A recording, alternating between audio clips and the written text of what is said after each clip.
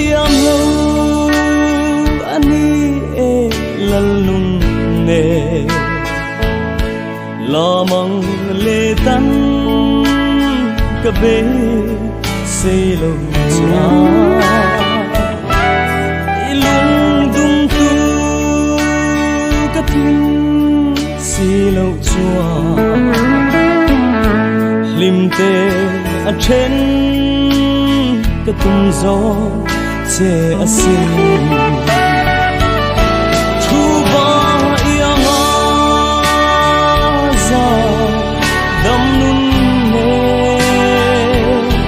nia ka lo chia chin che kha a